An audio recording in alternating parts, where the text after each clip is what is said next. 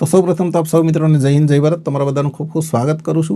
Friends घણા બધા સમય પછી મેં વિડીયો મૂક્યો કાલે, છતાં પણ તમારા તરફથી ભરપૂર સપોર્ટ મળ્યો છે, ખૂબ બધી કોમેન્ટો આવી છે, કોમેન્ટ વાંચીને મને આનંદ થયો, લગભગ કોમેન્ટનો મેં જવાબ આપ્યો છે, બાકી છે તેને પણ હું આપી દઈશ। પણ એ કોમેન્ટની અંદર ઘણા બધા સવાલો હતા નવી અપડેટને લઈને કે ઘણા બધા લોકોની સ્ટોરી ચેનલ છે ને આગળ આપણે એક વિડીયો પણ મૂક્યો હતો કે સ્ટોરી ચેનલ ક્રિએટ કરીને પૈસા કમાવો એ માટે કે ત્યારે એ બધું પોસિબલ હતું, ત્યારે રનિંગ ટેક્સ્ટવાળી ચેનલો મોનિટાઇઝ થતી, પણ હવે તેની અંદર શું થશે ને એ પણ હું તમને જણાવી, સ્ટેટસ વિડીયોવાળાનો શું થશે, ઘણી બધી ચેનલોને જે તમારી કોમેન્ટ છે એ બધીને લગભગ જવાબ આ વિડીયોની અંદર હું આપી દઈશ।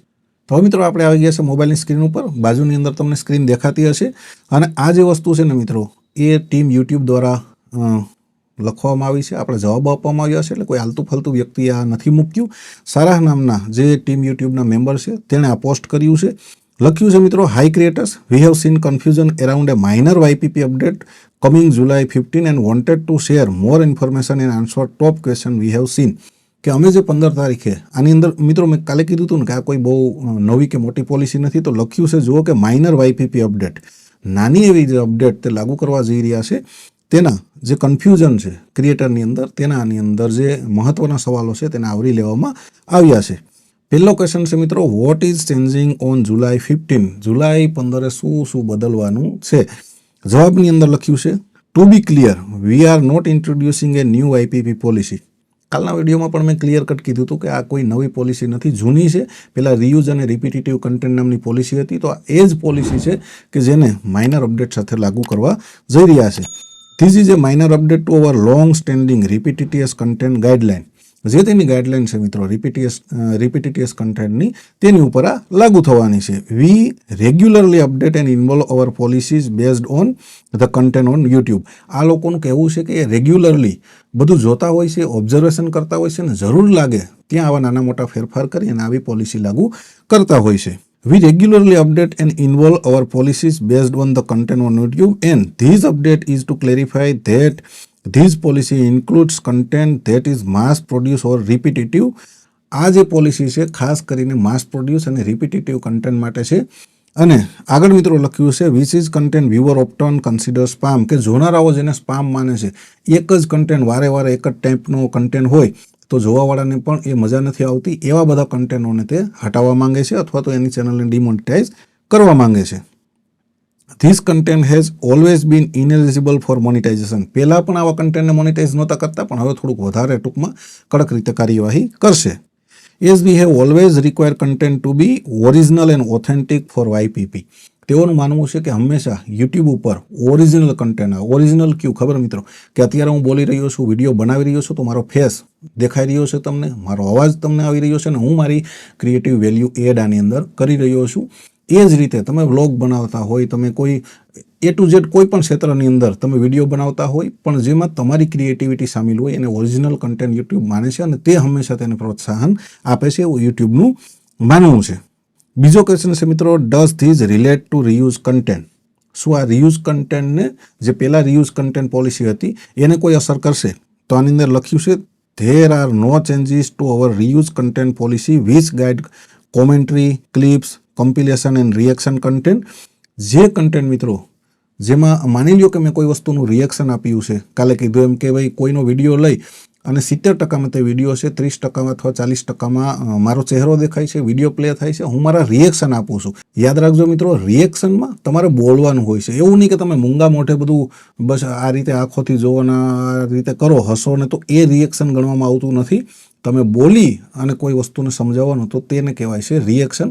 એટલે એ રીતના જે વિડીયો છે જેમાં રિએક્શન આપવામાં આવે છે, ક્લિપ્સ છે, કોમ્પિલેશન છે, આ રીતના જેટલા પણ કોમેન્ટ્રી છે કે તમે કોઈ વસ્તુને સમજાવવા માટે તમારા જે અભિપ્રાયો આપો છો, તો એ બધી જેટલા પણ ટાઈપના વિડીયો છે બધાનું મોનિટાઇઝેશન ચાલુ રહેશે, એમાં કોઈ બદલાવ નથી અને તમારું મોનિટાઇઝેશન બંધ નહીં થાય જો આ રીતના તમે વિડીયો બનાવતા હશે તો। Will using in AI content be a violation of inauthentic content?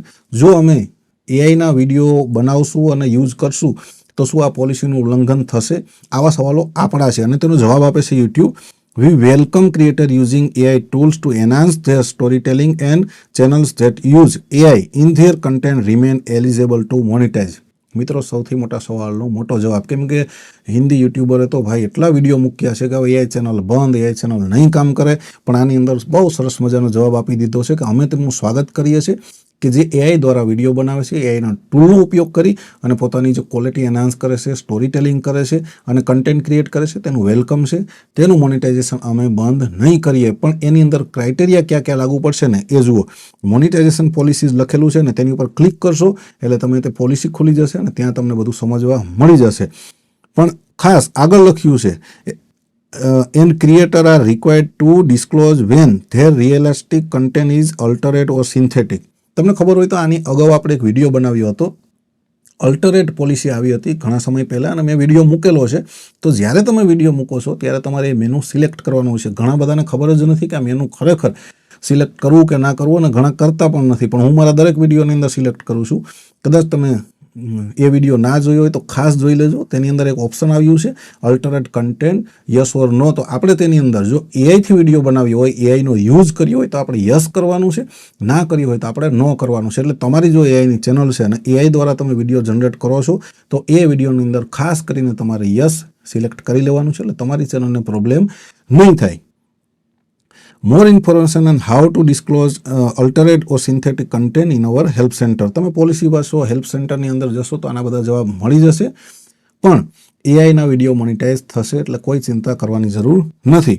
હવે મિત્રો આગળનો અને નેક્સ્ટ સવાલ આપણે લઈ લઈએ એટલે ઘણું બધું આપણું ક્લિયર થઈ જશે કે ખરેખર આ પોલિસી કેવા શું માંગે છે. Can you give sum example of what is considered mass produce content? ઉદાહરણ તરીકે એ લોકો આપણને જણાવશે. આ સવાલ છે કે ભાઈ તમે ઉદાહરણ આપી શકો છો કે માસ જે પ્રોડક્શન કન્ટેન્ટ છે તો કયા કયા કન્ટેન્ટને ગણવામાં આવશે? કેમ કે એનું કહેવું છે કે માસ પ્રોડક્શન જે કરે છે ને એની ચેનલ પણ બંધ થઈ જશે, મોનિટાઇઝેશન બંધ થઈ જશે. તો એની અંદર મિત્રો a few example of mass produce content may include, એ લોકોએ સમજાવવાનો પ્રયત્ન કર્યો છે, થોડા એક્ઝામ્પલ આપ્યા છે. પહેલું એક્ઝામ્પલ છે a channel that upload narrated story with only superficial difference between them. આ ખૂબ અગત્યની બાબત છે કે કોઈ ચેનલની અંદર કોઈ સ્ટોરી, જુઓ લખ્યું છે કે નરેટેડ સ્ટોરી, કોઈ સ્ટોરી અથવા તો કોઈ વસ્તુ એક જ ટાઈપની વારે વારે મૂકવામાં આવે છે, એની અંદર વધારે ફેરફાર નથી કરવાનો આવતો, એનું ફોર્મેટ સેમ છે, તો એ ચેનલ ડિમોનિટાઇઝ થશે. કેમ કે એ વધારે યુટ્યુબને લાગે છે કે એ વધારે મહેનત નથી કરતા, કેમ કે એક જ તેની અંદર એડિટિંગની અંદર એક જ ટાઈપનું બેકગ્રાઉન્ડ છે, એક જ ટાઈપના ટેક્સ્ટ રનિંગ થાય છે, અથવા તો બીજા વિડીયો છે તો એઆઈના તો એક જ ટાઈપનું ભાઈ એક ઝાડ નીચે કોઈ બેઠું છે અને ટેક્સ્ટ રનિંગ થાય છે, અથવા તો સેમ ટેમ્પલેટ બધા વિડીયોની અંદર વધારે મહેનત કરવી જ નથી, એક જ બેકગ્રાઉન્ડ લગાડી અને બસ એ સ્ટોરી એઆઈનો વોઇસ હોય કે પોતાનો અને સ્ટોરીના વિડીયો બનાવે છે અથવા તો એવા કોઈ પણ વિડીયો બનાવે છે તો તેને માસ પ્રોડક્શન ગણવામાં આવશે.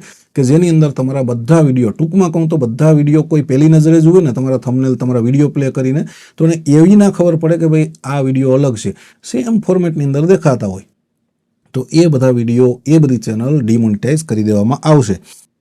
હવે આગળ આપણે જોઈએ a channel that upload slide show that all have the same narration. હવે ઘણા લોકો શું કરે છે ખબર મિત્રો, કોઈ ડાયલોગ એને મળી ગયો હોય, કોઈ સ્ટેટસનો એવો અવાજ મળી ગયો હોય તો એ સ્ટેટસના અવાજનો વારે વારે ઉપયોગ કરે છે, ફક્ત તે ફોટા બદલી નાખે છે. આજે પણ એ મૂકે છે, કાલે પણ મૂકે છે, અથવા તો એક દિવસમાં 2-3 વિડીયો બનાવે છે, અવાજ એનો એ રાખે છે, ફક્ત ફોટા બદલી અને સ્લાઇડ શો તૈયાર કરી લે છે. તો એવી બધી ચેનલ પણ ડિમોનિટાઇઝ થઈ જશે. હવે આની અંદર લગભગ તમારા જવાબ મળી ગયા છે. જે સ્ટોરીવાળી ચેનલ છે, રનિંગ ટેક્સ્ટવાળી, મેં એક વિડીયો બનાવ્યો હતો આગળ કે રનિંગ સ્ટોરીના ચેનલ બનાવો અને સારા એવા પૈસા તમે કમાઈ શકો છો, ત્યારે આ બધું મોનિટાઇઝ થઈ જતું. અને શક્ય છે કે હજી પણ તમારી ચેનલ મોનિટાઇઝ થાય, પણ તમારે તેની અંદર એડિટિંગની અંદર ધ્યાન આપવું પડશે.